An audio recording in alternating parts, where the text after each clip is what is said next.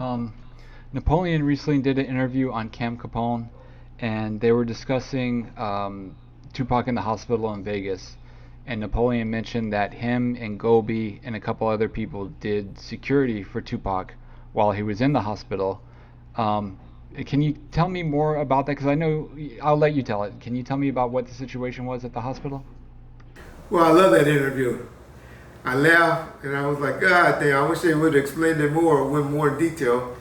But I love that footage, and I don't get permission from Cal Capone so we can play it. So John, go ahead and play it. Because his mother, you know, she's one of the, like before I went into the hospital room, I think he had some surgery, so they said nobody can see him yet. We had to wait the next day if I'm not mistaken. But his mother, because she's just a very positive person, she would always say, no, he's okay, my baby is fine, he's gonna, even though she knew it was bad, you know. So when you hear these words, I'm thinking he in the hospital awake and talking, but when I went in there, that's when he was like out, the wires down his throat. I knew right there it was worse than what we expected, what we thought, what they was telling me. A couple days later, he passed away. Man. Yeah, so it was, man. You guys were secure in his room? We was like, Gobi was with us at that particular time because there was no, at that time people was calling the hospital. The crazy part, they put him on the first floor and his bed was literally behind the first floor, his window. Anybody could have just pulled up and just did whatever they want to do. And people actually was calling the hospital saying, we're gonna come finish him off. And you would get people driving all types of cars, rolling down their windows, looking tough and mean mugging. So we decided to just do security. Like, man, there's no security. You know, Gobi was with us, shout out to Gobi. So it'd be like 3 teams, like Gobi, for example, Edie and Castro. They would stay by his window just all night. And then the rest, they would go sleep. Another 3 would come and we'd just stay there all day. So what Mutal was basically saying, because y'all know I love Mutal. Mutal was 100, Napoleon. But what he basically was telling y'all was, number one, which I've been telling you guys for the longest, god damn. Oh, Yo-Yo and Mopreme said Tupac was trying to talk to him and he was moving the bed and all of that. Keep telling y'all that's cap. You young kid word. We call it a lie. That's what we call it. But, or mistake.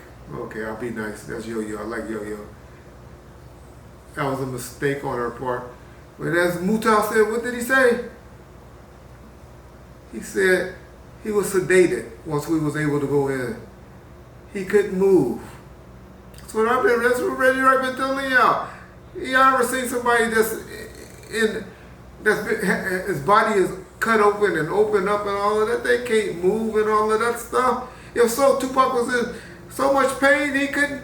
Man, if they didn't have that man sedated and he was moving and tears coming down his eyes, that means he's in pain.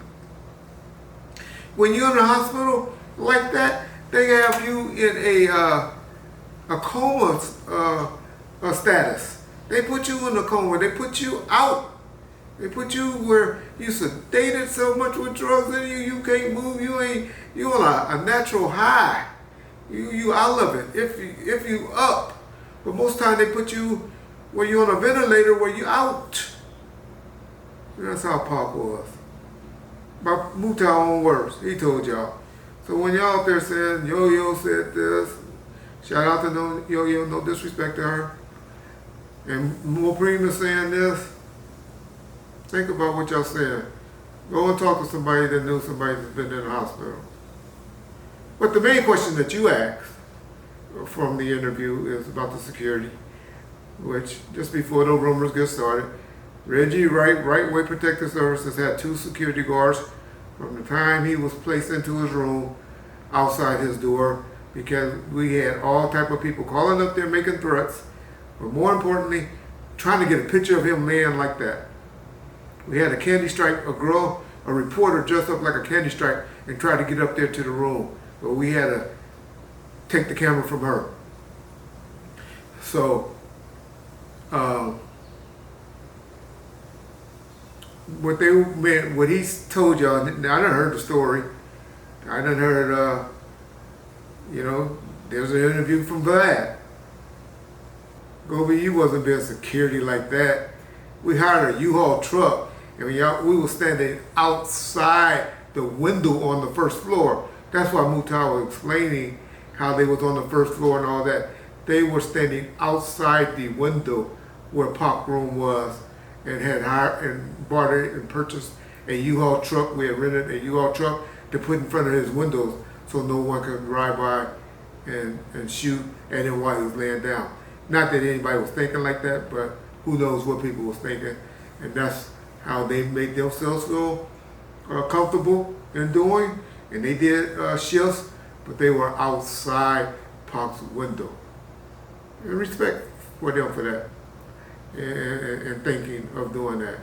Not trying to take anything that they did away from them, but that's just what he meant. It wasn't like no security was standing outside the door and all of that. Because anybody that been there know there were 2 security guards at his door side the whole time while he was wrestling, fighting for his life. Okay, you mentioned how the reporter dressed up as like a nurse or whatever to try to get in to get a photo of Tupac. When your guards took the camera away from her, did they catch her before she went to the room, or did she get a photo and then they caught her? She just got on the floor, and it was a candy striper, not a nurse. So I don't want to be offending no nurses, but it was a person dressed up like a candy striper. But yeah, they got her before she didn't get nowhere near to it. But she wasn't even supposed to be on that floor.